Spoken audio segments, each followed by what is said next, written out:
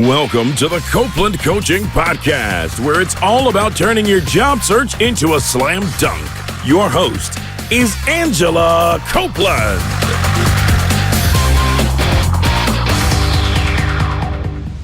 Welcome to the Copeland Coaching Podcast. I'm your host, Angela Copeland. Live on the phone with me today, I have Mike Steinerd from New York. Mike is the Director of Recruiting at Indeed.com. Indeed is the #1 job site worldwide with over 140 million unique visitors per month. Indeed is available in more than 50 countries and 28 languages, covering 94% of global GDP. Mike, thank you for joining me today. My pleasure, Angela.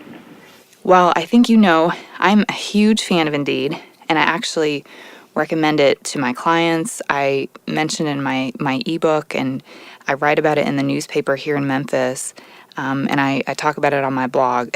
So I use it practically every day. Can you please help our listeners to understand a little bit about why you believe that online job searching is so important today? Yeah, absolutely. Well, I think very simple. Companies really use the internet to advertise their business, their open positions, and subsequently look to engage people through the internet today. And so as there's hiring needs, the internet allows companies to really engage millions of people about their positions, within a very short period of time. And, quite frankly, in like manner, job seekers have come to rely on the internet to find work and showcase their targets. It's easy to use. It provides really a high degree of convenience. Mm-hmm. And, now that mobile has become so prevalent, job seekers are really starting to use mobile to find jobs on the internet as well. Mm-hmm. I can totally imagine. I've noticed actually with my own site metrics that most of my visitors are using their cell phones. So that's a really interesting point. Yeah, in fact, actually, right now we're tracking about 1 out of 2 job seekers using mobile to look for work. So that trend is increasing considerably. It was 33% in 2013, and now it's up to roughly 50% throughout 2014. So we expect that trend to continue. Wow. I think that's smart because, I think it keeps job seekers from looking, say, on their work computer, and instead, they've got more control usually over that mobile phone. Yeah, well, think about it, right? If you're a job seeker that's, gainfully employed and maybe not necessarily running from a burning building, mm-hmm. If you have the luxury of sitting on the train for an hour or half hour, or whatever the case may be, the ability for you to really search jobs seamlessly during that time just makes it so much easier for that passive job seeker. Absolutely. So on average, how many jobs do you have on Indeed.com every day? Yeah, so the number changes, kind of increases all the time, but, as the #1 search engine for jobs worldwide, we're probably adding around 100,000 jobs per day. And if I did a quick search, let's say, of the U.S., I would probably find about 3 million jobs on average on that search. Wow. So, yeah, jobs are sort of added and taken down as companies fill jobs, and as we continue to kind of clean the content that we bring on, we'll constantly update that number. That's really incredible to think about the kind of power that you have at your fingertips as a job seeker to be able to just sort through so many different opportunities all at one time. Yeah, it really is, and obviously a tool like Indeed does allow the job seeker to get pretty granular with their search and try and minimize how many jobs per page they may see. So at the end of the day, they're actually helping the hiring company as well because they've sort of winnowed down their own search. And so by the time they apply, that hiring organization will, see them potentially as a better fit. Absolutely. Well, so speaking of jobs being posted online, I often hear rumors that many jobs are not posted online, and I really have a hard time believing this, to be totally honest. But what % of jobs do you feel are available and posted online? I would suggest that a high percentage of the positions are advertised in mm-hmm. some form on the internet. The reality is they may appear in less conventional avenues such as blogs or other niche sites. Mm-hmm. But aggregators such as Indeed, will do a pretty good job of aggregating that content wherever it may be. I guess the one thing I would say, there's, some of those rumors may be as a result of organizations hiring folks internally into roles, and or even sometimes, maybe creating a role that fits somebody's skill set that's already in another job within the organization. But it behooves an organization today to run an advert out online. The cost and so forth is pretty low, all things considered, to the traffic they may receive. Sure. The rumors that I hear often come from headhunters. And, what I do is really different than headhunting. I'm a coach for job seekers, and I'm an advocate for those job seekers. But so the folks that often tell me, jobs are really not posted online are the recruiters. I tend to find the headhunters that are sort of looking to corner the market on, that particular person. And so I just tend to feel that most jobs are posted online, and, the job seeker really needs to be kind of their own advocate and not necessarily just wait for a headhunter to find something for them. Oh, absolutely. No, I would totally agree with that statement, and I think to your point, you have to really look at the very audience that may be, sort of bringing those rumors up, right? So I think it behooves job seekers really to look at all online mechanisms that may exist and make sure that it's certainly a big part of their search. Right, absolutely. Well, I think when you think about online job seeking, one factor that comes into account is that there are just so many people applying for jobs online. And I know at least here in Memphis, I hear a lot of rumors that when a new job is posted, that within, 24 hours, sometimes they receive hundreds of applications. From your perspective, what can a candidate do to kind of make them stand out more when they apply online, given that there are so many people applying for individual jobs? What I suggest to individuals, and what Indeed would suggest is, I think people need to be honest with themselves regarding their skills and experience, and really first and foremost target positions for which they're qualified. Make a list of the types of companies, the culture, even to some degree the types of person you may want to work for to help navigate the jobs that they may see online. And the more organized and targeted they are in their approach, the more time they're going to really have to differentiate themselves. And you also have to ask yourself, does the resume speak to the role? Is the resume impactful? Does it list the successes and accomplishments that solve a prospective company's challenge? And so job seekers really need to look at those requirements that a company's listed and determine if their resume appropriately addresses the company's needs. So, yeah, I completely agree. That's really great feedback. I mean, especially on the resume side, I do work with a lot of my job seekers in terms of helping them to improve their personal brand, especially on their resume. Because many times the first person that sees your resume, it could be someone from human resources who's kind of helping to go through those hundreds of applications. And they may not fully understand what it is that you do. So it's important that your resume really speaks to that job posting. Yeah, I would agree, and that's not to say that the job seeker is going to essentially copy the job requirements onto their resume, but they really need to take a step back and ask themselves as objectively as they can, do the things I've done, does my experience align well here, and subsequently, does the resume speak to that?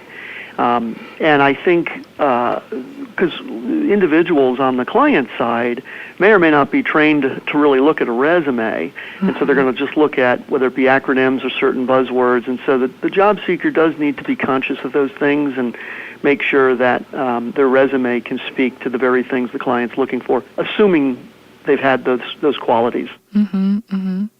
Well, also along the lines of applying, how quickly should someone apply online when they see a job posted? I think as quickly as they can, and again, if they're using, if they have a mobile device, it makes it that much easier to do it. But as a recruiter myself, my goal is to have job seekers apply as soon as possible. And I think, whether it be something on the mobile device, or whether it be job alerts that Indeed allows job seekers to set up, those jobs will come to people as soon as they're posted. Mm-hmm. They can capture those jobs, be alerted to that fact, and subsequently send, let's say, a copy of their Indeed resume right to that client almost instantaneously. Can you talk a little bit about the job alerts feature that Indeed offers? I mean, what does that help job seekers to do? Yeah, basically a job seeker can go on to Indeed and essentially create a search string, if you will, for the very jobs that they would look for. So, for example, if you went on to Indeed the first time and you put in the parameters that you wanted to look for, let's say location, let's say sales, a variety of things, you can effectively save that search string and have it become sort of an alert so that Indeed then will send all like jobs that sort of fall into that alert. And obviously you'll have those really at your disposal. Mm-hmm. And it sends them to you in an email, is that right? Yes. That's great. I mean, I think that's just so helpful because that way, the job seeker can just stay on top of it, the latest jobs immediately, and they don't have to kind of stalk them down quite as much. I think it's a great feature. Yeah, and with Indeed's apply technology, if the individual has an Indeed resume set up, it is literally as simple as just having that apply technology send that resume right to that job. So it really can be seconds. That's great. So, that's excellent. So when someone is using the apply technology, can anyone see that their resume is out there, or is it just when they actually choose to apply to certain jobs?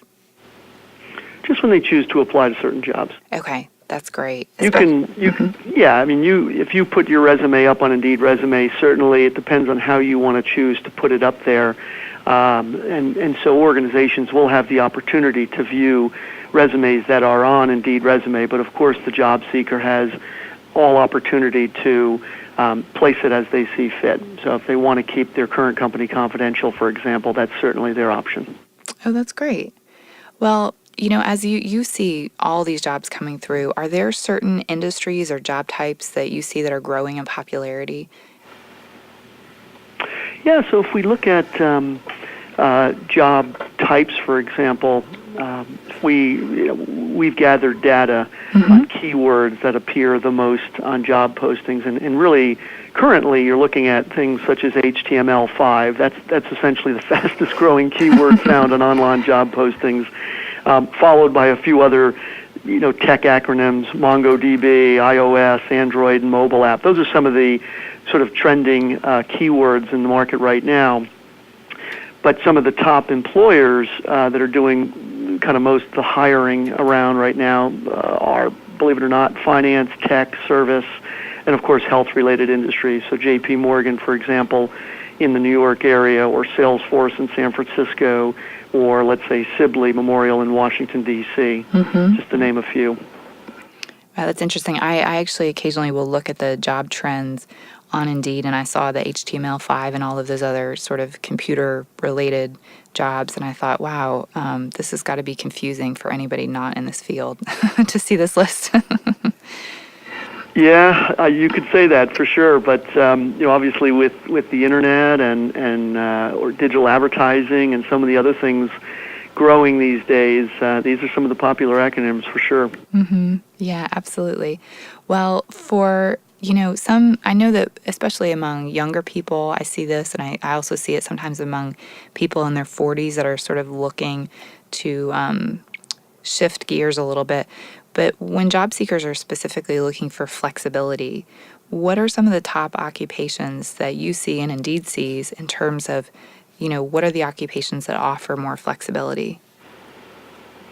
Yeah, and I guess it comes down to how one defines flexibility, but generally speaking, sales, personal care and services, arts, design, entertainment, sports, media, office and administrative support, and then followed up by, let's say, education, training, and so forth. So those are some of the top jobs that are kind of trending when it comes to flexibility. And obviously sales I think just by the very nature of the role itself allows individuals to, in many cases, kind of chart their own territory, right? Especially if they're an outside salesperson.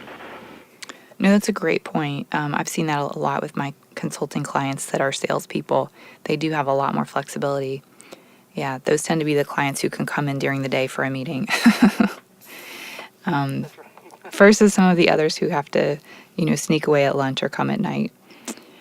That's exactly right. And the other thing to keep in mind around flexibility, with the economy still, in some cases, uncertain, many employers are seeking assistance of freelance or contract or temporary help, and it gives people an opportunity to kind of come in and work hours that they may see fit, while also really getting a sense of what that organization may be like without, fully committing to the business. I think that's a really great point about contracting. Do you see that kind of continuing to grow in the future? I mean, have you noticed trends in that area? I would say yes. I think more and more individuals are turning to that because it's flexible. In some cases, quite frankly, it can pay even more.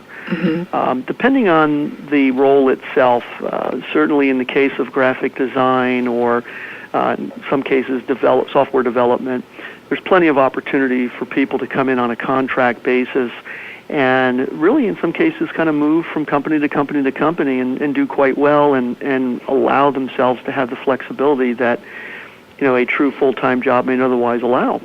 No, I totally agree. I think it's also great in terms of developing your skills because you're always getting to work on sort of new accounts and new projects, and it really never gets old. Well, and you bring up a great point because in addition to the skill set, you're dealing with different cultures, you're dealing with different individuals, whether it be startups, whether it be large legacy organizations, and so the individual that has been successful in completing projects within those environments really becomes an even more marketable individual. Absolutely. I love that, and I really like the idea of being kind of industry agnostic and being able to move between different businesses. I think it's very powerful. Absolutely.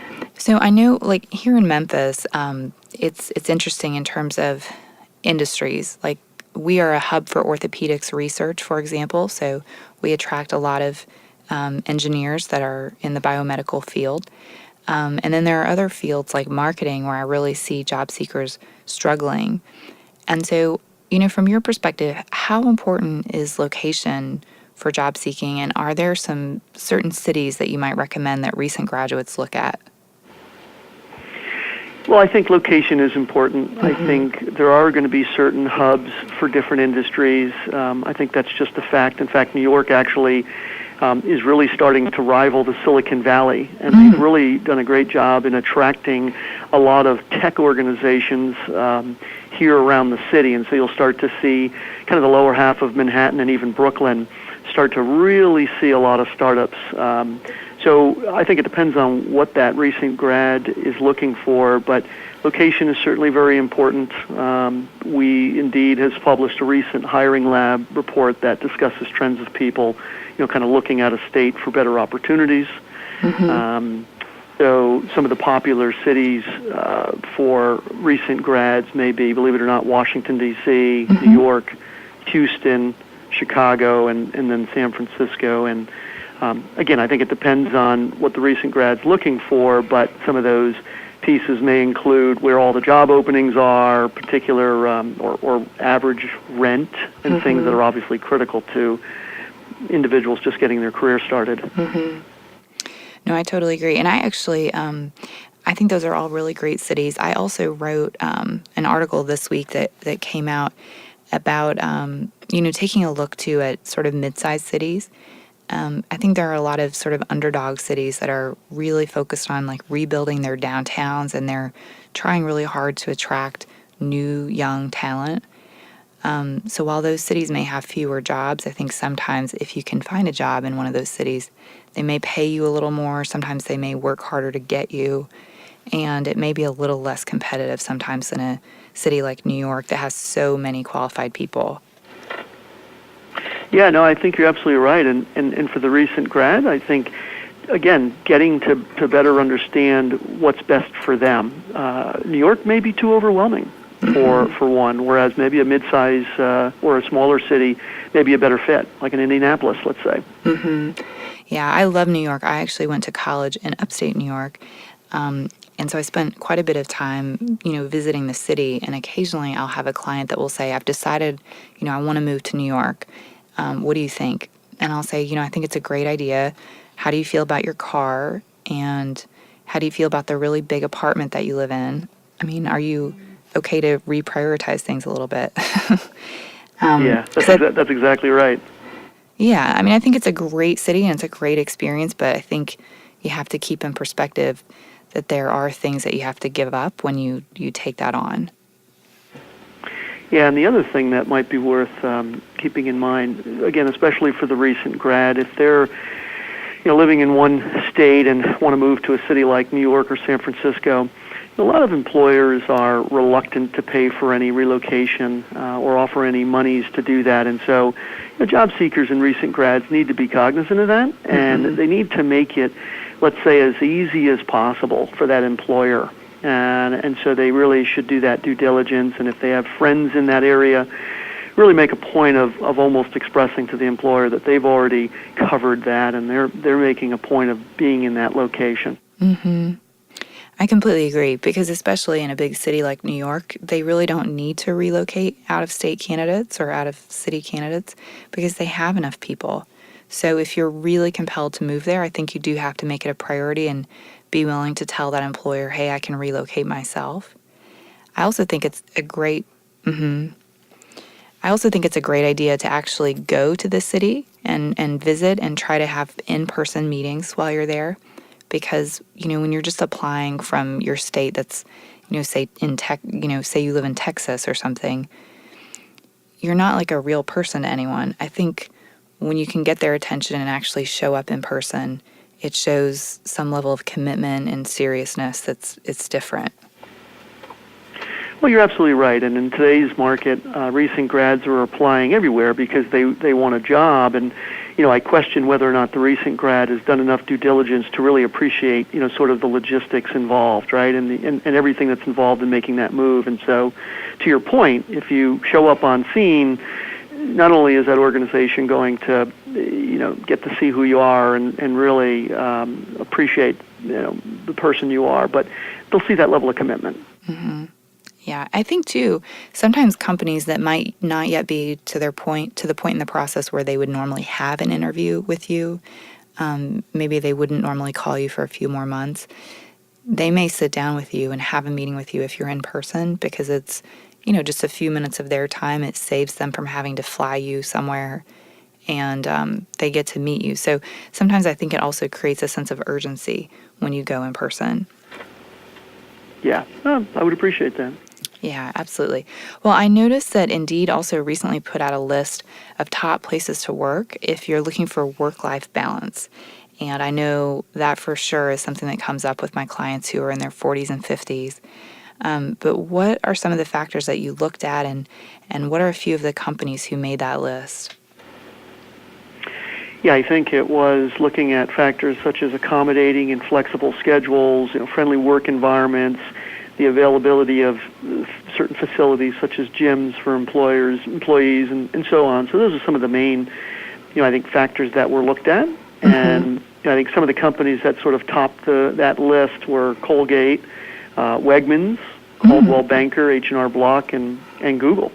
Oh, that's great. Wow, Wegmans. Yeah. And for those folks who don't have a Wegmans, it's a grocery store, right? That's exactly right.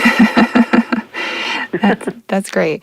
Well, are there any pieces of advice in terms of caution that you'd offer to job seekers who are applying online? And indeed, we would say, we advise consumers to be careful with their online activity. Be careful to share personal information unless you know that the site is secure, and you should educate yourself on your privacy online. And I've witnessed personally or seen sort of many of these IM scams where an individual may be engaged, and then all of a sudden an IM discussion has been taken up. And so individuals just have to be careful about that, because through that vehicle, people will ask for all these personal details. And so I think really it's like anything else. You just have to do a little more due diligence, make sure that when you send out, whether it be your resume or any other personal information, you sort of have some idea as to where that's going. Mm-hmm. No, that's very smart. That's smart. Well, I know, in your role, you've also been instrumental in hiring like hundreds of people for Indeed and for other organizations.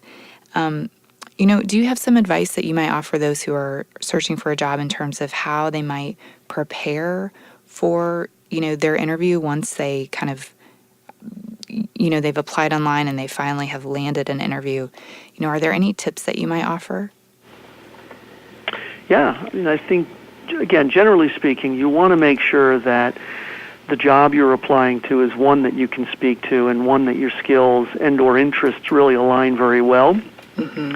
And outside of that, I think the more due diligence you can do about the organization, about the people you're going to meet, there's so many, there's so many things online, whether it be blogs or other profiles through which you can find details about the person you'll meet, the company you're going to interview for, maybe the potential to even talk to other people who are at the organization. You may find through alumni that there's many people that work at that same organization you're going to interview for, and if one takes the time to have conversations with, with alum, right, as that major connection, they can learn a lot about the culture of the organization before going in and really try and understand, even in some cases, what a role may be like. Mm-hmm.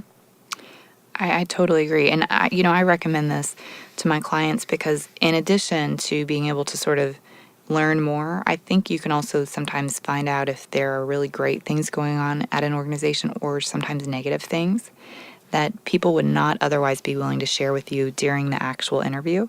But over a coffee, someone would maybe be willing to tell you a little bit of what's really going on at the organization. I think that can be really helpful as you're making a decision.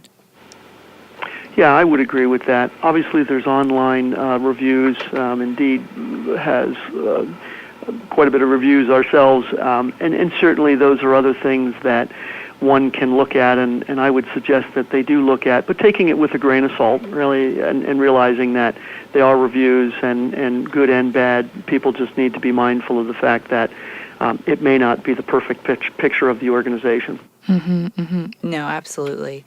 Absolutely. I think the other thing, too, you mentioned is using the internet to sort of learn more about those people you'll be talking to. And, sometimes folks say to me, well, is that strange? I mean, I kind of feel like I'm stalking the person. But I think that the more that you understand about them, the more that you find out, hey, I have something in common with them, or hey, I relate to them in this other, way. And it gives you really an opportunity, I think, in the interview to connect more. And that really helps your chances of turning that interview into a job offer. Yeah, and I would totally agree, and I'm not advising individuals to go in and say, geez, I know your license plate number is XXXYZ, but to your point, I think if they can form a connection, if they see that an individual has given a certain speech or has certain interests, there may be a real connection there, and some point through the conversation in the interview, it may come up, right? And then all of a sudden now you've made a real personal connection with that individual, and now you've potentially put yourself ahead of many others. Absolutely, absolutely. Well, as I've used Indeed, I've noticed that Indeed actually provides salary estimates for many of the jobs that are available. How does Indeed kind of estimate what a salary would be for a particular job? Yeah, I mean, we sort of pull the estimates from, over 50 million job postings from thousands of unique sources over, let's say, a 12-month period. And within that, there's enough job postings that produce salaries for their posting to allow us to really create a statistically significant median salary for a certain job at a certain location. And this information is refreshed regularly. So, just by sheer volume, there's enough for us to really go out and say, hey, look, this is pretty representative of different jobs in different locations. Okay, that's great. So it sounds like it's just an estimate, and you can use it as a guide, but it's not necessarily, it's just kind of ballpark. Yeah, I would even say it's a little bit more than ballpark, just by sheer amount of activity we're gathering and aggregating and the data that we're pulling together. So it's never going to be precise, but it's going to give people a pretty good sense of what's going on with certain jobs in certain areas. Right. No, that's great. I think, for a lot of folks, it would be great for them to use it for negotiation in particular. And, how do you find that folks are using that information? I think to your point, it allows them to really determine whether or not they're underpaid or overpaid, or if in a situation where they're receiving an offer, they certainly can make sure that the offer is equitable, relatively speaking. Mm-hmm. Some individuals, of course, are potentially looking to move from state to state, so they want to get some calibration as to salaries in those two locations, just to make sure that they're not losing out, relatively speaking. Mm-hmm. So I think there's a myriad of ways people are using the information. That's such a good point. I think, I talk with a lot of job seekers about the idea that different locations pay different salaries. And something that I've kind of noticed anecdotally has been sometimes larger cities actually pay less than smaller cities, even though the cost of living is higher. But there's often more competition on the job-seeking side, and so you've got more people who may be willing to take less. So I just think it's just really important to kind of educate yourself on what those different salaries are, like you said, by location. Yeah, absolutely. It's just another kind of data point for the job seeker to make sure that as they make a decision, a life-changing decision, they feel they've minimized the risk as much as possible. Absolutely, because it is a huge, huge life-changing decision when you move and you switch jobs. And hopefully folks are staying in those jobs for at least a few years. So, it's quite a big commitment. Right. Hope so. But, you're really uprooting your whole life. You may have to learn a new neighborhood, make new friends, put your kids into a new school if you're moving to a totally different area. So definitely this kind of data and information that's available online is just so valuable to those folks who are looking for jobs. Absolutely.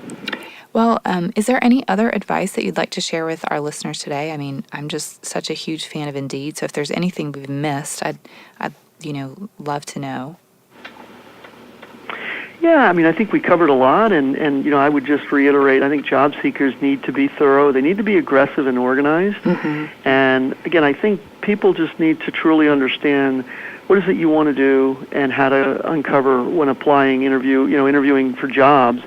Make sure you're just targeting yourself properly, mm-hmm. right? And you start your search online, of course, read reviews, do your homework, and just make sure you're applying to jobs that are relevant. It can be a very frustrating, ordeal if you're not organized and if you're not targeted. And I think people just need to look at their resume as a marketing plan, if you will, right? Make sure that it's performance-based. It tells a story, and not necessarily just have it be a historical document, but more or less dictate or determine where you want to go as opposed to always where you've been. Oh, yes. I totally agree. And I love the fact that you stress that it's about being organized. It's about marketing yourself. To me, these are very basic things. It's not, rocket science. It's really about putting in the time and the energy and really being committed to this process. Yeah, without a doubt. And far too often individuals will, and this is sort of one of the downsides of the internet, is that it makes it almost too easy for people to apply. But people still need to be, really very focused on looking at the jobs that are most relevant, and then invest the time necessary to learn everything they can, such that as they get in for the interview, it'll be apparent that they're passionate about that role. And I think the process will be a much better one. Absolutely. Well, usually the very last question that I ask for all my podcasts are, how can listeners contact you? But I really hope that all of the listeners have already been to Indeed.com because it's just such a great site. I hope everyone will go. Uh-huh. Yeah, no, I hope they will as well. And, certainly my contact detail, msteinerd@indeed.com, is probably the best way people can engage. Great, great. Well, thank you so much, Mike, for joining me. The discussion today has been very helpful. And thank you, everyone, for listening. If you've enjoyed the podcast today, please be sure to subscribe on iTunes and tune in next week for another edition of the Copeland Coaching Podcast. Thank you for listening to the Copeland Coaching Podcast today with your host, Angela Copeland. Tune in next time to get more great tips on turning your job search into a slam dunk.